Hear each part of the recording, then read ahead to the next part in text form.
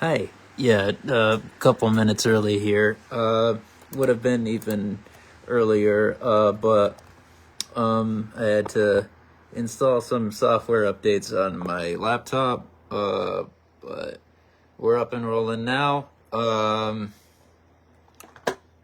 let's see. Fuck. Hold on just a moment.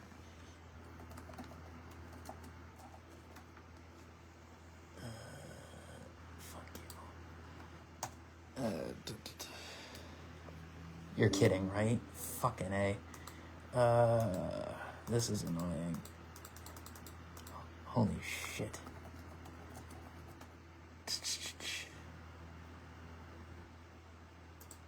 All right. Yeah, that should do well enough. Just about. Oh,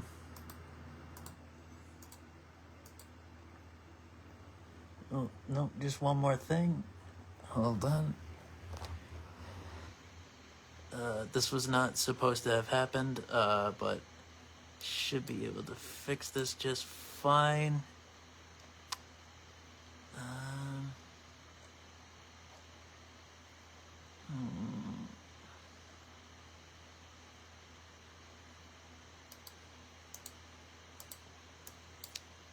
Nope. Hold on. Not that. Oh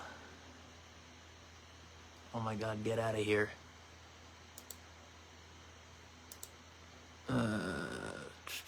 Yeah, apologies for the filler here. This just, or really not even that. There were notes that I had prepared and I am in the process of restoring them. This software update just, uh, you know, fucking shut down all the work that I had set up for this, which is incredibly annoying. Oh my god. Where the fuck?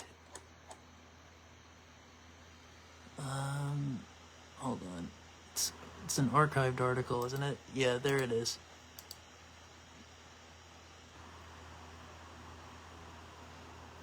All right, yeah, that's done. So we got part one completed, but the way that I wanted to kick things off properly here, apologies for the fact this was like a 3 minute delay, effectively in starting things up in the proper uh, context. But before we dive into the meat of today's episode, let's see if I can get this going again.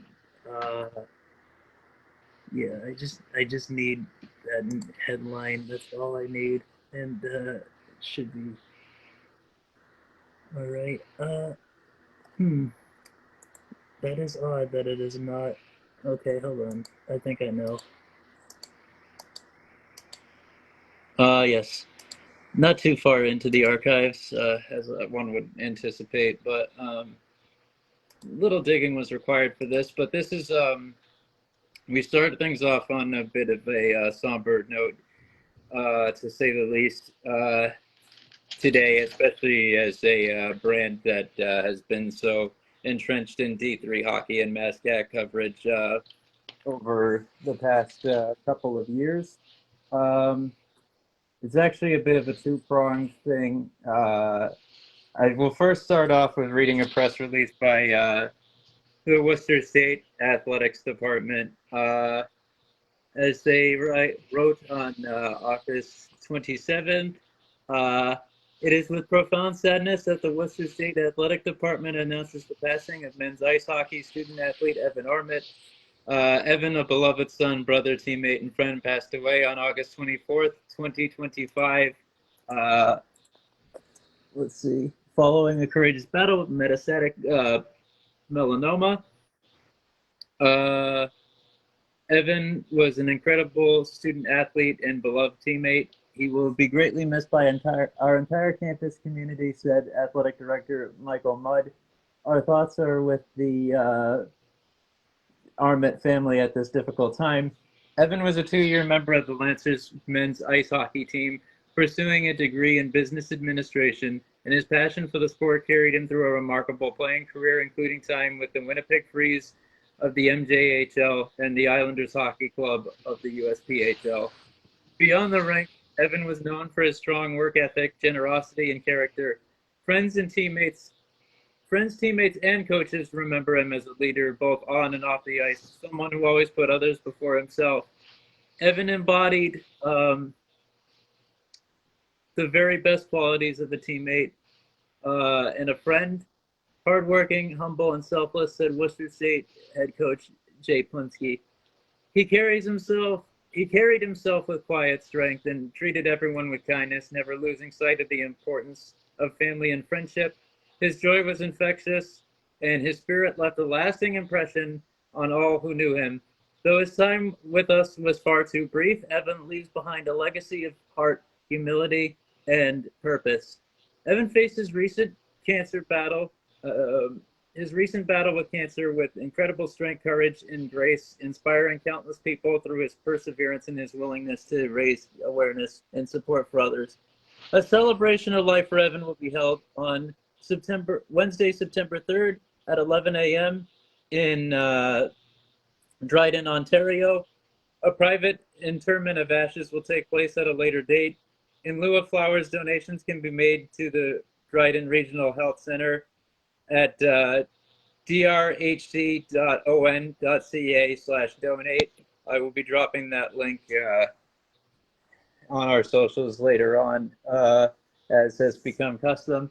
As Evan had many friends worldwide in the hockey and university community, his celebration will be live streamed at bit.ly/Evan Armit, all one word. Evan's memory will live on in the hearts of all who knew him and in the communities that rallied around him with love and support. Forever 11. Of course, that is not all there is to discuss of that nature. As we address a bit of a alumni community headline, unfortunately, of this same nature as well. Let me just pull up the details so I have them exactly precise once more.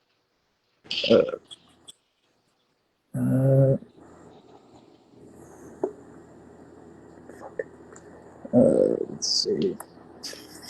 597. Just had to log back into Instagram as I will be consulting the precise original post that I saw previously on this topic, just in case there's anything I might omit by mistake. Let's see. Okay, hold on. No, that's not it. I thought it would be on this. Oh, here we go. Never mind. Let's see. Of course, the correspondence, the public correspondence put out by the Adrian College Bulldogs men's ice hockey program writes, it is with great sadness that we share that former Bulldog Chris Stanczyk passed away this past week. Stanczyk was a 2012 graduate of Adrian College, where he was a 2-time All-American and 4-time All-Conference selection for the Bulldogs. Stanczyk was inducted into the Adrian College Athletic Hall of Fame in 2024. Stanczyk netted the first goal in program history on October 15th, 2007, in a 9-2 win over the State University of New York Potsdam. He totaled 135 career points in 113 games as a defenseman for Adrian and served as co-captain during the 2011-12 season. A viewing in mass will be held on Thursday, September 4th at St. Alphonsus Church in Dearborn, Michigan. The viewing is from 10:30 a.m. to 11:30 a.m. with the mass to follow. So really, it's just been there have been some harrowing stories in the D3 hockey community, of which we've become you know, we've been very privileged to become entrenched in it as unofficial media members of sorts, or varying, or albeit, of course, to varying degrees of authenticity, including express consent from MassCAC, which we were lucky to have, you know, really to get to just have some sort of intimate relationship with this level of the sport, which is very competitive, has like a great lineage of its own. It was very difficult, you know, to be confronted with these headlines. You know,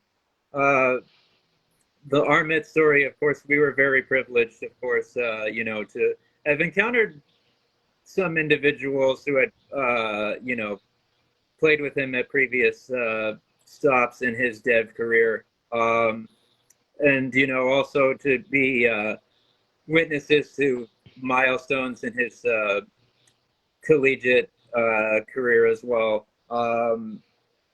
You know, and just to hear some personal testimony about, you know, his exceptional off-ice character as well as was very enriching. And of course, you know, it was also on, you know, in a slightly more detached manner,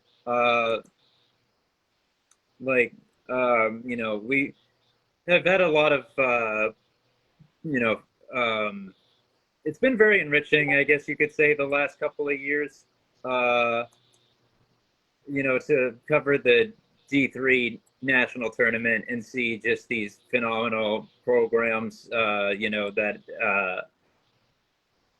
play at such a high standard. And, you know, it's definitely was a bit of a downer, you know, just saddening, in words that are hard for me to articulate, to know that like an essential foundational figure in this like current era of Adrian college hockey is tragically left us in such short order as well. You know, our thoughts are with you know, both the Armit and Stanzik families at this difficult time. And this episode, of course, covering D1 collegiate hockey, will be dedicated to the memories of both. And today, our primary topic will be very classic traditional rivalry within the Hockey East Association in the form of the Maine Black Bears versus the UNH Wildcats, which, you know, is a very aggressive, very classic, you know, hard-fought and meaningful territorial battle, with Durham being located, you know, directly on the border, effectively, between New Hampshire and Maine. And, you know, with the dedicated, you know, passion of the Maine fan base, ensuring that, you know, they always travel well. It's funny, an old article on Seacoast online cited the fact that, you know, with the proximity of those two schools being 165 miles apart, this inevitably means that individuals with ties to the schools or just fans of those programs will encounter each other frequently in their personal lives or eat at the same places in border towns such as Portsmouth or Kittery, et cetera, et cetera. So, you know, it's like, it's actually pretty entertaining how like very personalized this rivalry has been for so many years. To call upon, let's see, which source do I want to take a look at first? I'll call upon this old ESPN.com article from 2007. This was part of a series. This particular one was written by Lauren Reynolds, and it was part of a series that, in their words, looked at a number of great under the radar college sports rivalries. Rivalries that are often overshadowed by their big league brethren, such as Michigan, Ohio State football, or Duke, North Carolina basketball, but are no less intense. Let's see. Yeah, so as pointed out, the first game between those two teams took place on December 15th, 1979, which was a victory for the University of Maine, a score of 5-3 in Orono. And that's really when things kickstarted. But it further states, the rivalry really came to a head in 1999 when the Black Bears met UNH in an epic Frozen Four final, besting the Wildcats 3-2 in overtime for their second national championship. That game, coupled with the fact that UNH and Maine ended UNH's quest for its first NCAA title, sparked the heated rivalry as we know it now. Because that is definitely true, because I believe it was the following season I've read that the whiteout the wit tradition started for Maine road games at the Whitmore Center against UNH, which, like, I've talked down a bit about the wit in the past, claiming that it kind of lacks aura in contrast with its counterpart. And I mean, to be fair, the Alfond Arena does set a high standard by having a really, really damn good student section, which many ex-Hockey East players I've talked to have described it as being the source of it being the most difficult road venue for them to play in. But when Whiteout the Wit goes well, it and when the turnout is really solid, it is the point at which the Wit stands like toe to toe with Alfond in terms of atmosphere. But I actually have a history book here. Is part of the Images of Sports series entitled University of Maine Ice Hockey by Bob Briggs, which primarily tells the story of their program in pictures, but there is some context provided as well. So this is a good point.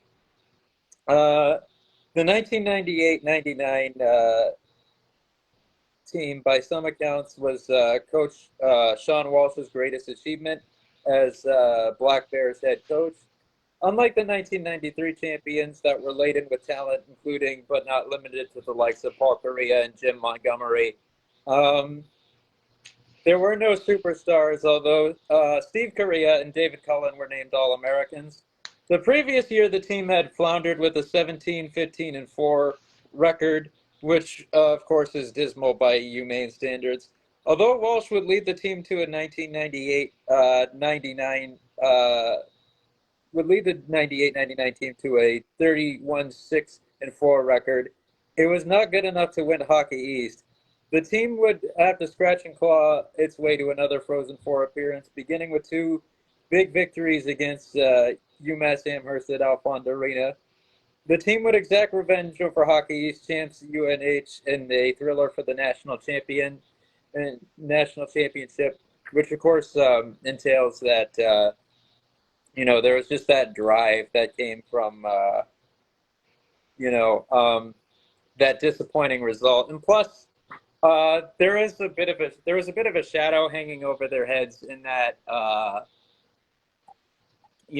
time period for them because of the recruitment violations, which affected some people's perception of those early 90s teams, including the national title winning team. Although I believe any players from that dark period, which of course led to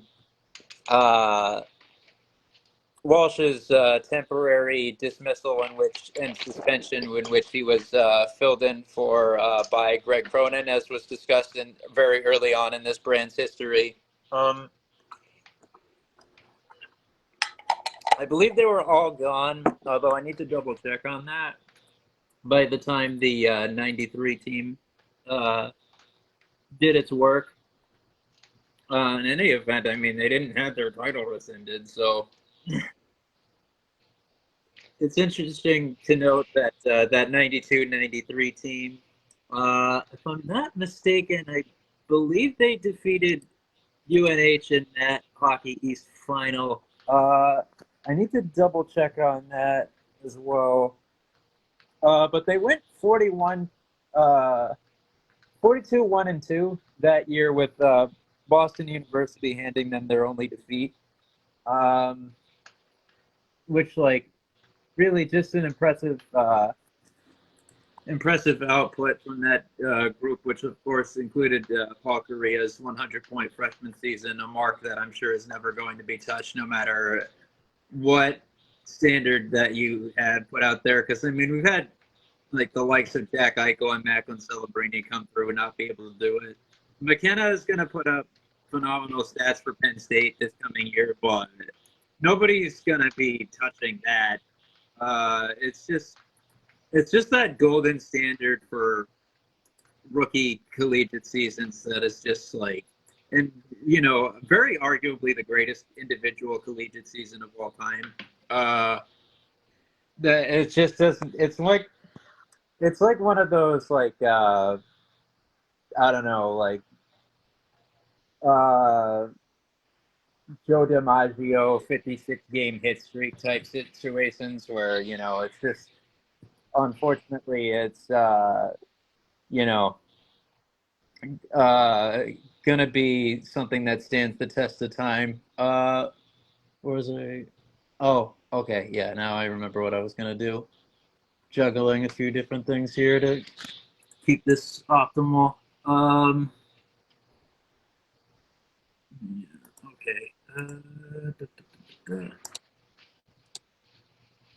Yeah, let's see. The Crackdown on Mini. Yep, I was right. Okay, the NCAA let it go because the players were from past seasons and didn't play at Maine's championship, per one source. So that there's certainly some questionable like apparatus building there. But I mean, I guess they paid their debt to the association effectively just by it being responded to the way that it had.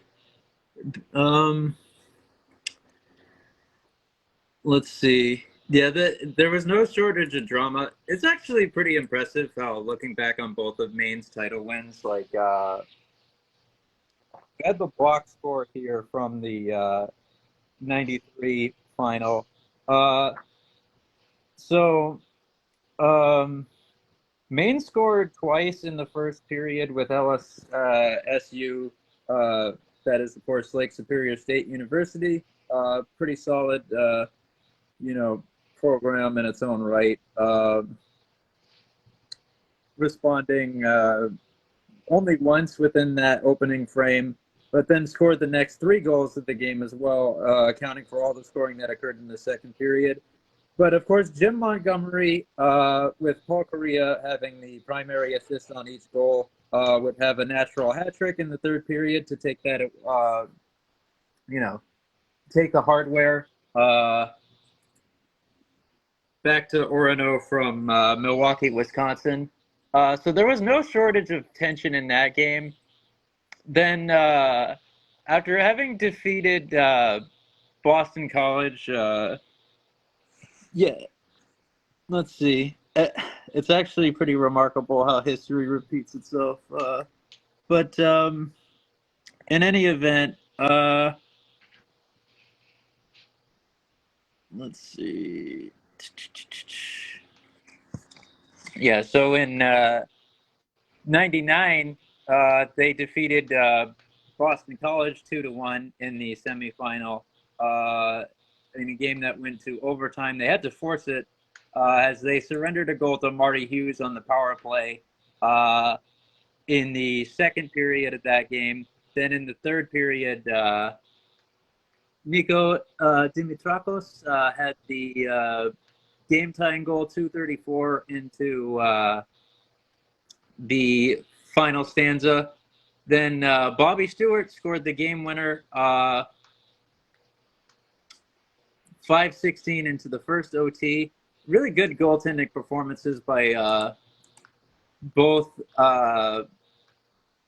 netminders in that game, as Alfie McCod stopped 35 of 36, whereas Scott Clemenson on the other side for BC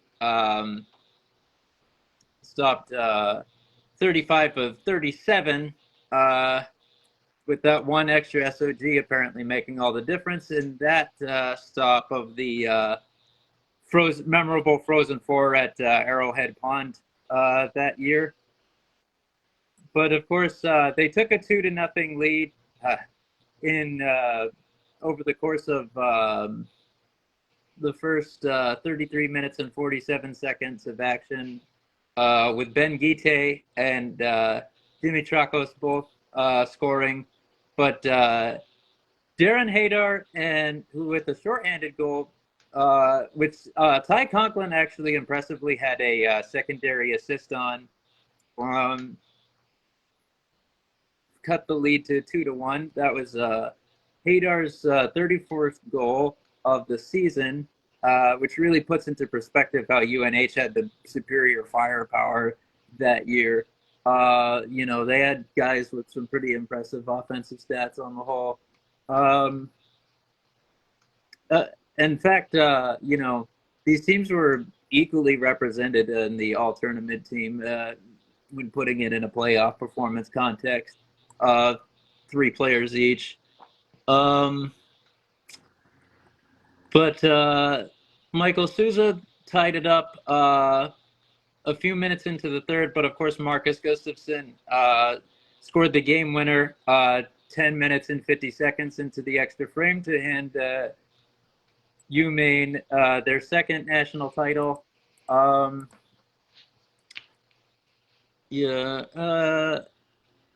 Let's see, what's another good thing to take this into next? Really, that game was much like the Boston College, Boston University national title game taking place nearly 50 years ago now. Like, as many great moments as there are, that is kind of a zenith. Let's see. 3 years after Maine's victory in the national title game, UNH won its first Hockey East title with a victory over Maine. Let's see. I just want to report on that game really quickly so I can get some refresher on how that all shook out. Let's see.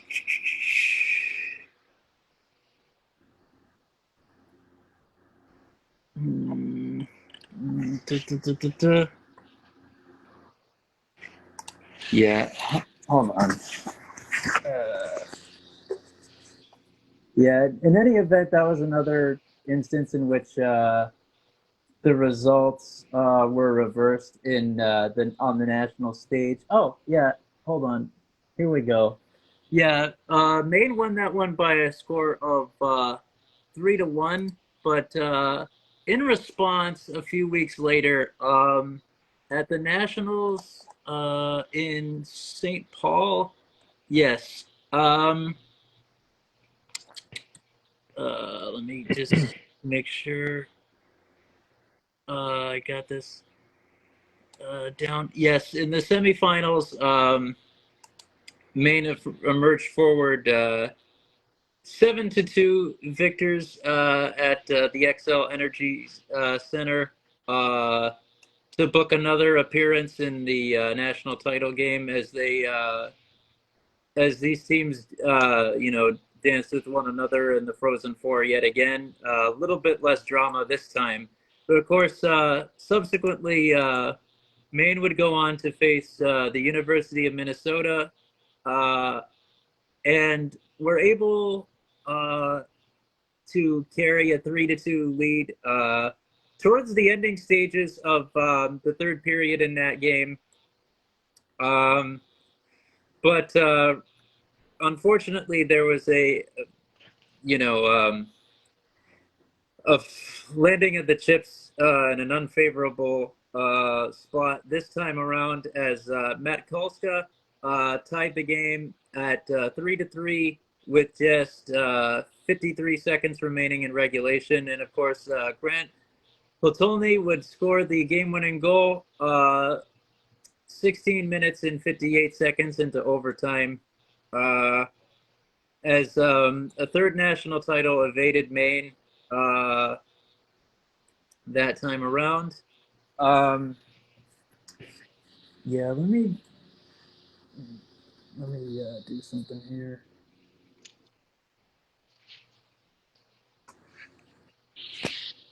Yeah, 1993. Oh wait, yeah, no. Now I recall. It was BU that Maine defeated in the '93 final as they exacted revenge for their sole loss of the season. That was the significance there. Unfortunately, Maine and BU did not. Maine and UNH did not come to blows in that particular tournament. Not that it would have really been of like that much dramatic buildup as throughout that phase of the rivalry's history, it really truly wasn't established because Maine was just so dominant in those head-to-head matchups, stretching all the way into the early 90s. There was a phase between 82 and 84 where where UNH rather rattled off 6 consecutive victories. But between November 14th, 1986 and March 6th, 1993, I'll leave it at this. 1, 2, 3, 4, 5, 6, 7, 8, 9, 10. Is that? No, hold on. 5, 6, 7, 8. Yeah, 8 wins in a row between November 14th, 1986 and November 1st, 1988. Then UNH wins once on February 3rd, 1989. Then in 1992, they play to a tie, 4-4 scoreline. But before that, Maine had won another 9 in a row. So just right there, I mean, you have a 17 1-1 record. Then it climbs to 18, 19, 20, 21, 22 1-1 when tacking on another 5-game winning streak between March 14th, 1992 and March 6th, 1993. So it would have been a giant slaying, but also an incredibly unlikely one given just Maine's just indomitable form at that time. Let's see. Then of course, there's these things have ebbed and flowed here and there. One thing that made things a bit more even was a 6-game win streak that UNH rattled off between 2007 and 2009, in a time where I believe Tim Whitehead was behind the bench at Maine, which was, one of those things that started off respectably, but he had definitely worn out his welcome by the end. Yeah, let me double check on that. also notably served as the UMass Lowell Riverhawks assistant coach with that specific incarnation of that specific incarnation in 92-93, which defeated UNH for the third place spot in the Hockey East tournament that year, by the way, as well as their head coach from 96 to 2001. Yeah, I mean, Whitehead was there from 2001 to 2013 up in Orono. Was a national runner-up twice. Of course, with the team having additionally lost to, I believe it was, oh man, who was it that year? Yeah, Denver at the Fleet Center, as it was then known. Now, of course, known as TD Garden. I think that game was, if I remember correctly, that one was pretty one-sided. That particular final. Oh no, I might be getting it mixed up with another Hockey East loss around that same time period. Denver won that one by a score of 1-0. Definitely a razor thin margin. With Gabe Gauthier scoring the game's only goal at 12:26 of the first period. Definitely a disappointing outcome. Definitely I think that just it would have definitely been suitable for Maine to have captured their third national championship in the same building wherein the Hockey East Association holds its championship game every year, but alas, it was not meant to be. In a game that effectively could have gone either way. What was I looking at? Yes. Now the prior year, of course, there we go. UNH had suffered a defeat of their own in the national championship game to Minnesota, having lost by a score of 5-1. There we go. With Sean Collins having tied the game for UNH late into the first period, but then having nothing else to show for offensively subsequently, as Thomas Vanek kicked off the scoring in the third period for Minnesota before John Weibel tacked on with Vanek getting an assist, and Barry Talixon had the power play and empty net goals to seal it. So those were the last times that either team were on that part of the national stage. In fact, let's see. Let me verify something here. The most recent Frozen Four appearance by either team was when Maine made it in 2007. Though, of course, this past season, they did capture some conference hardware in 2025 by winning the Hockey East tournament. But of course, they were placed in an unfair situation wherein they were effectively expected to win a road game in the regionals, despite being the higher seed. Really just absolutely pathetic planning on the part of NCAA.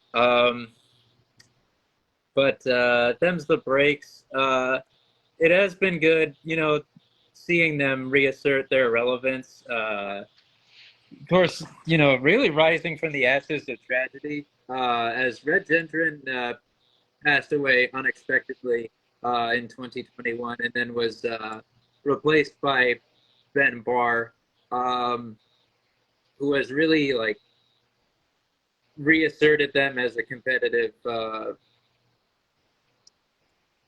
program. in a way that they hadn't been in quite some time. They were seeing some increased respectability after as Gendron inherited like you know the um, difficult remnants of the tail end of the Tim Whitehead era, which I was on campus for the beginning of in the 2013-14 season. Some respectable talents on that team, with Devon Shore being their best offensive weapon in the forward group. Cam Brown, respectable two-way center who became a better leader over time and had the captaincy in his senior year. For an update on him, he most recently has spent the last couple of years playing professionally in Denmark. He had a very, very good ECHL career, but never had much staying power in the A, and of course, never got a call up to the show. Whereas we know about Devon Shore's sort of tweener status, although he has been like a decent depth pickup for teams at times, I have to say. And then, of course, the best overall player on that team by far was Ben Hutton, whose pro career speaks for itself. I think even that specific season, he might have been a first-team All-American, which is impressive considering the team was in middling form at that time overall. Let me double check. Second team All-American, but first team All Hockey East, which is like, pretty impressive statement to what he was capable of that year. Even placed in like less than thriving situation team wise. But definitely like a teeth cutting phase for the program overall. But they've gotten back. UNH, of course, has put out some decent enough squads, some respectable talents coming through. Of course, they were, I'm sure, heartbroken to have lost Ryan Conmey to the transfer portal, as he will be lining up for the BC Eagles this coming year. He was particularly useful to them, even though I do think that that change of environment will serve him well individually. Then, of course, Alex Gagne has graduated and has, of course, signed his pro contract with the Colorado Avalanche organization after becoming a free agent due to Tampa Bay having never given him an offer. It's a good payoff for him, but I think that UNH, will be relevant. I think they're one of those programs that will benefit well from the CHL Forbidden Door opening. Although, of course, that does sort of rob the rivalry. It's kind of been this way as is. It's a worldwide talent search now. It has been just by virtue of the fact that Europeans have been like a big part of the talent pool for college. For a while now. Then you tack on the fact that the BCHL has done a fucking outstanding job prior to this of producing talent. I mean, shit. We know, like, the sort of players that were being produced just by, like, the Pentic and V's alone for some of these recent squads.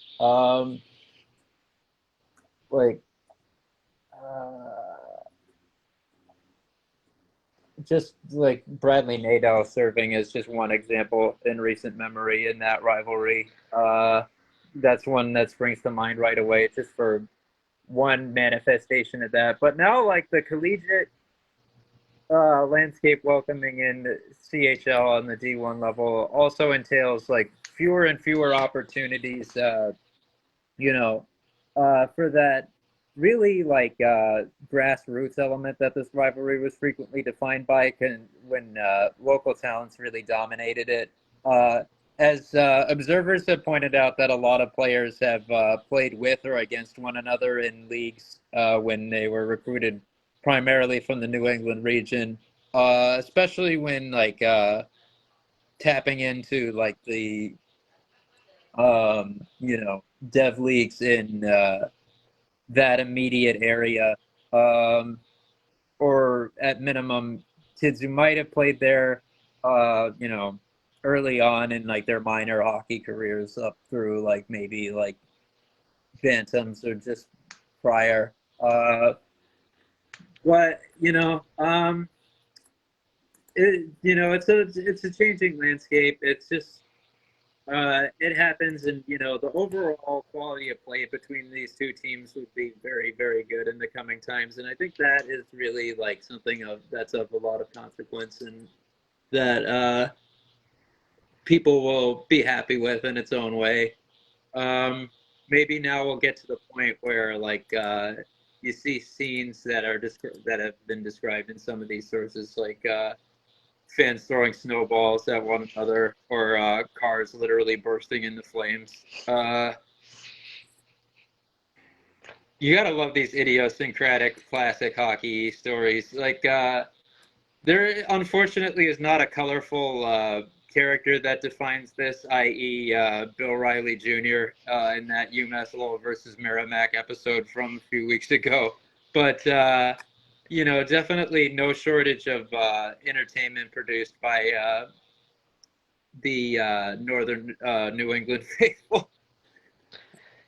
I don't know why I started thinking about hearts burst into fire instead of cars burst into fire. I don't know why I went into edgy 2000s metalcore for a second in my brain.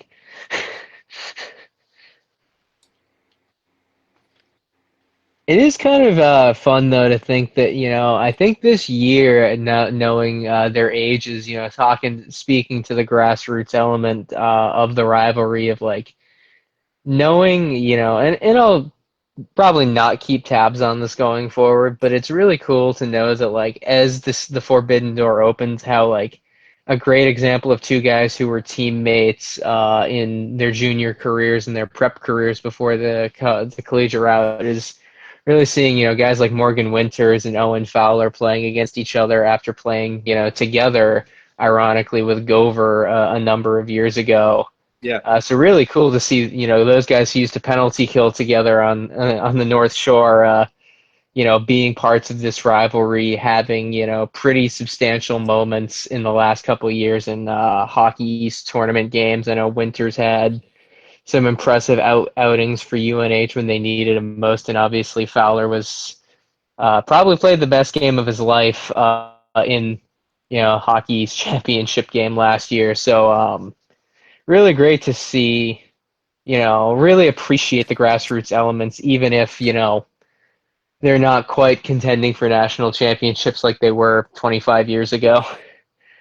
Yeah, I mean the best part is like, Maine could take a step forward this coming year. And Fowler is running it back for one more collegiate season, and not only does he represent a local flavor, but of course, as we've discussed privately in the past, with him having spent 1 year at Central Catholic High School, this does entail that MIAA will continue to have a degree of representation in that context, even as it becomes something that springs up more and more sparsely on those sort of rosters.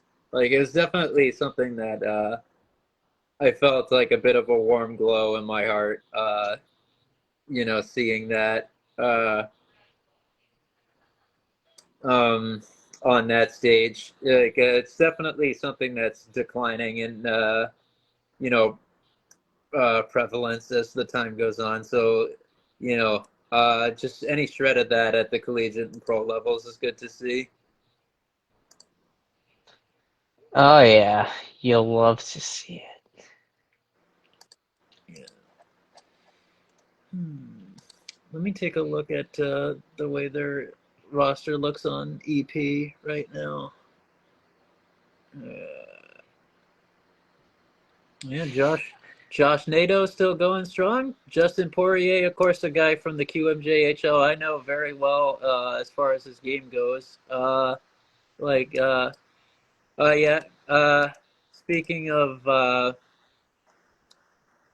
speaking of BCHL products, of course, we still have Grayson Arnott, nephew of Jason Arnott and brother of Callum Arnott, playing a relevant role as a guy, of course, was cultivated very well by the Penticton Vs after having transferred there from the Oakville Blades of the OJHL. Really stepped into the premier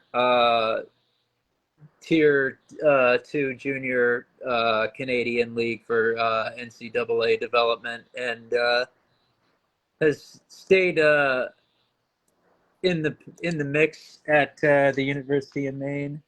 Yeah, let's see. Jaden Lipinski. Oh yeah, Jeremy Langlois. They got Boya between the pipes for another season. Of course, Mathis Rousseau might get some reps as well. Really enjoyed watching him with the Moncton Wildcats this past season. Very, very respectable goaltender. Carved out a pretty respectable resume, decent one in the QMJHL. Let's see. University of New Hampshire. Theirs is a little bit more fleshed out. Ryan McPherson, Flyers prospect. Of course, after all that time, I wonder if this is the year where maybe he gets a bit more time on ice. Well, he didn't have the flashiest stats in the BCHL. I did think there was some dev promise there from him. He did build well enough, I guess, from his form in the GOJHL and his DY. I wouldn't be surprised if, with this extra year under his belt now as a 20-year-old, if he plays a bigger role this coming year. Some real feels here with the presence of Christoph Strasnitz, although I believe there is no relation to Carlis, if I'm not mistaken. Which, like, what are the odds? But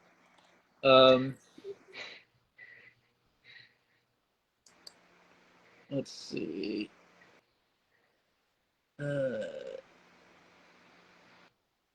Yeah, let's see. Of course, they do have an NHL drafted prospect on left wing as well, in the form of Sebastian Bradshaw. Just the two in contrast with UMaine's 4.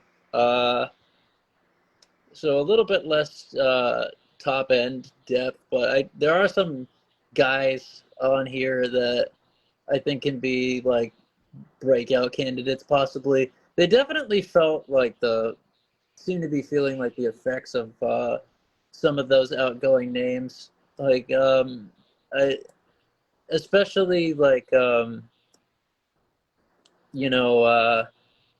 losing Conmee to the portal, probably like most consequently, and just because they lack offensive firepower.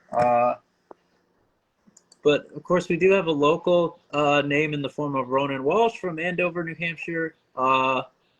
Proctor Academy product primarily. Also spent some time in the Top Gun program and East Coast Militia.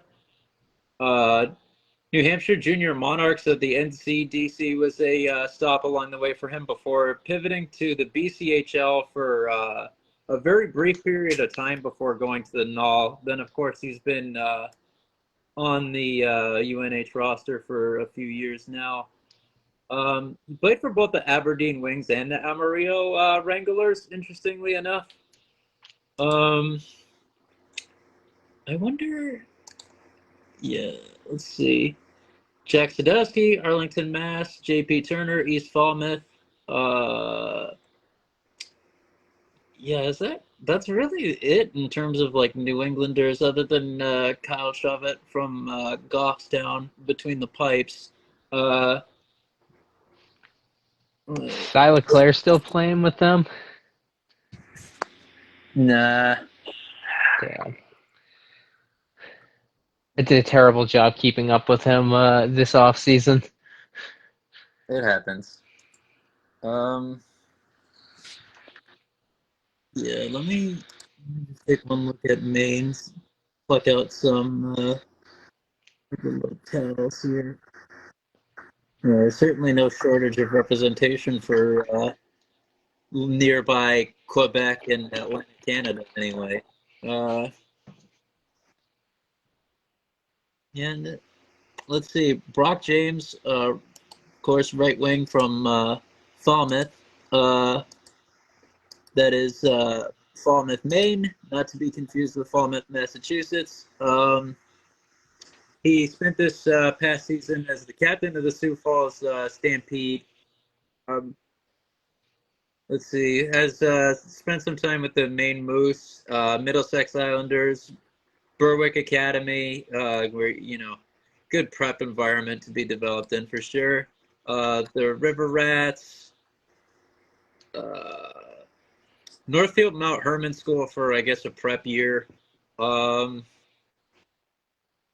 Also spent some time with the Tri-City Storm as well as the Lone Star Brahmas of the Null. So there's one local uh, amongst this group. It'd be a 21-year-old freshman.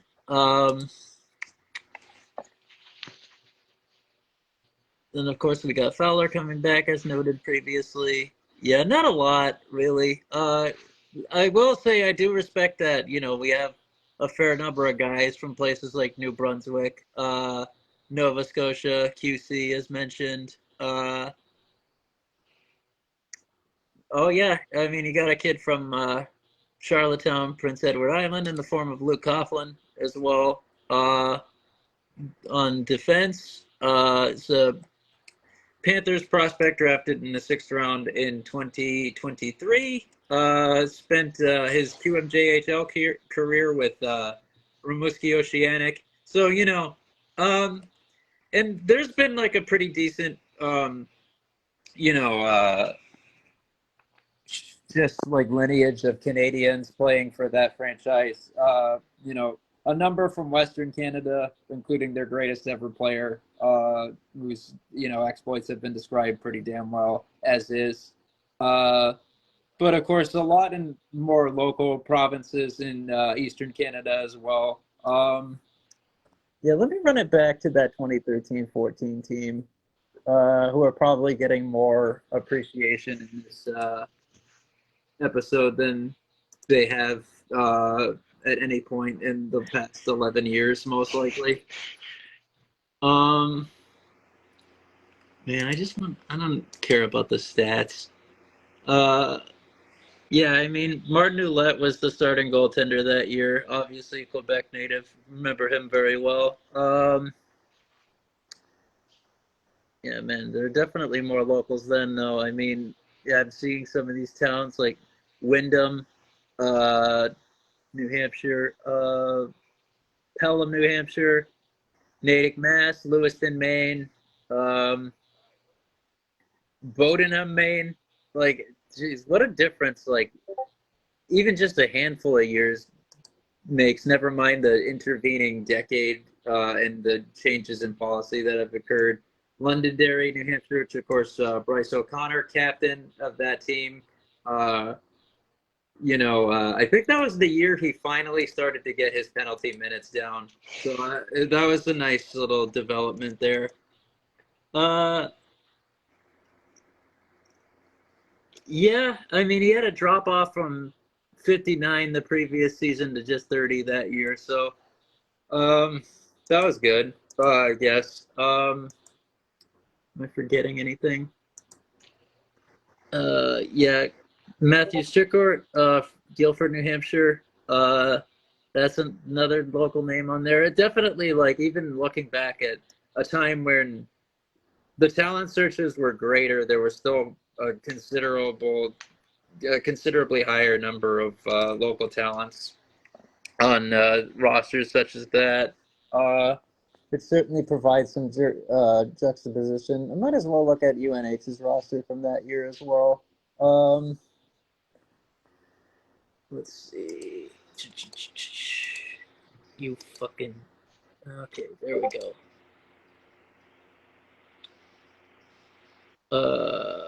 Yeah, I mean, Casey DeSmith, Rochester, New Hampshire native, was the starting goaltender. Jeff Wire, Winchester, Mass, was also on that team on the in between the pipes. Let's see, Ryan Randall, defenseman, Durham, New Hampshire. Colin Bork, right wing, Goffstown, New Hampshire. Tyler Keller, right wing, Longmeadow, Massachusetts. Sure, it's Western Mass, but it's still New England. Yeah, fewer for them, but like it still like New Haven, Connecticut, Jeff Salengo.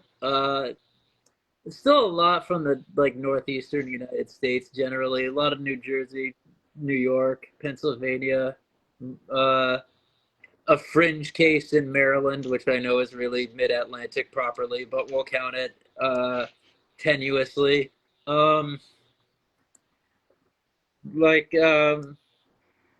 it's definitely like a different time period, but like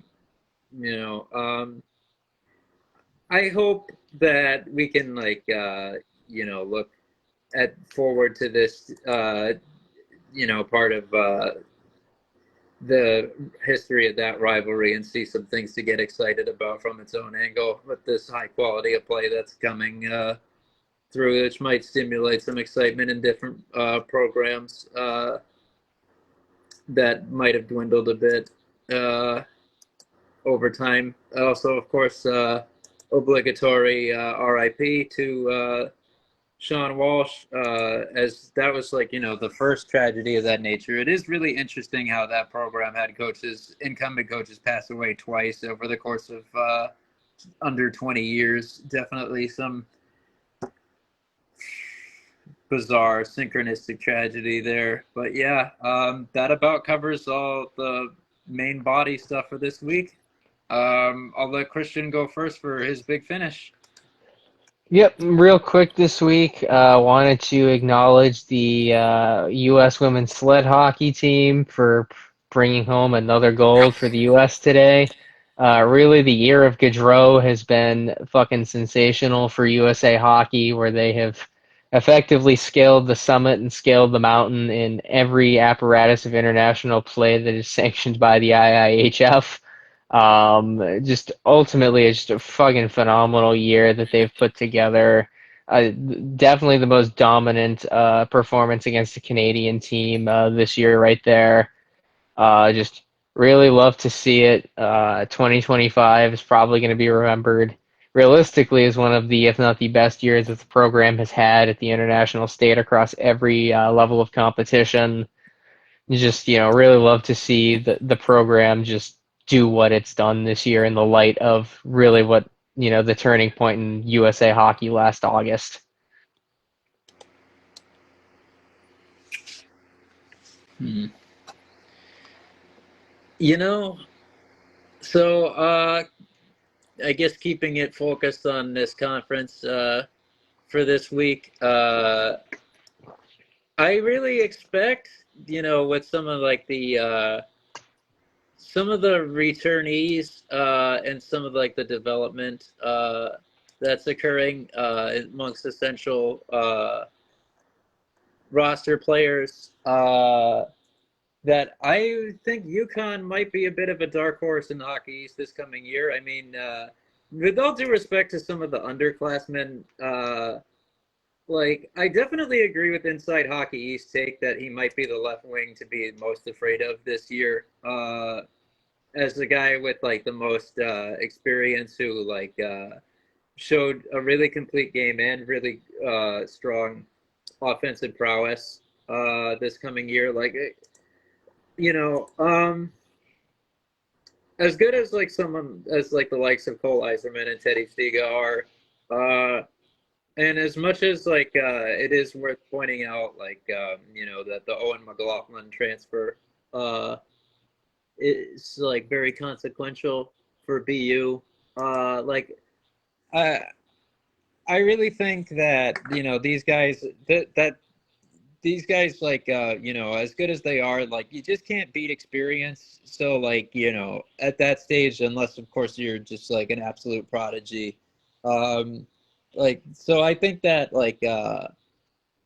that's a big thing. And of course you have Tyler Musilek, who had a really good junior year coming back for one more go at the collegiate level at such an important position between the pipes. Um, these are very consequential things. That building, already has like the highest average attendance by percentage in the conference. Uh, it would be a very intimidating environment. And of course, not to mention like Callum Tongue will be the other half of that goaltending tandem. So that's those are two really difficult matchups you're gonna have to deal with between the pipes. Uh, and they're already building upon what was their best season ever. Uh, setting records for wins, getting to the national tournament for the first time ever, uh, coming in fourth in the conference, in a year where there was some uncertainty with, of course, like the Matthew Wood transfer situation probably raising some eyebrows. Um, Yet they responded to that by raising by increasing their final standing in the conference by 4 spots, and ending the year ranked sixth in the pairwise, as was pointed out by this same page. I think you know there's reason to have some high expectations for this program for this coming year. They just seem to be on the rise, and are probably shifting from like the future of that conference to the present. And I think they're probably going to surprise some observers this coming year.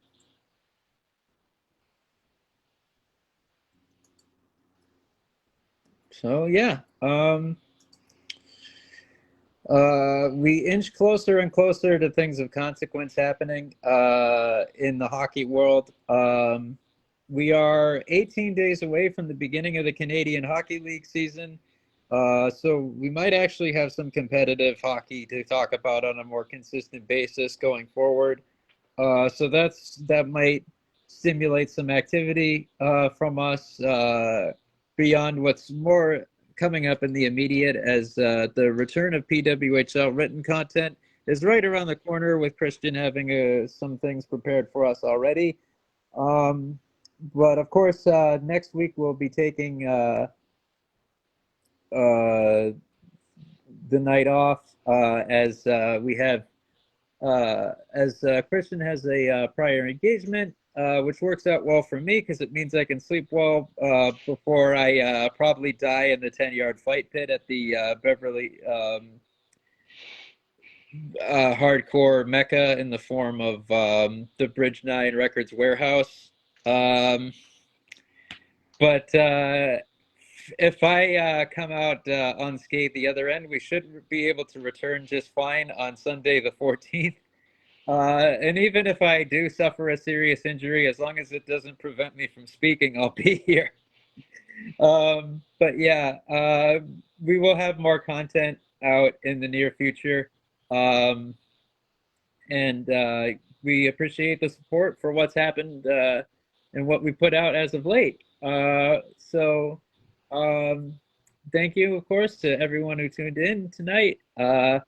Thank you to everyone who has been checking us out on Spotify and YouTube. We will see you again in a couple of weeks. Take care, everybody. Have a great night.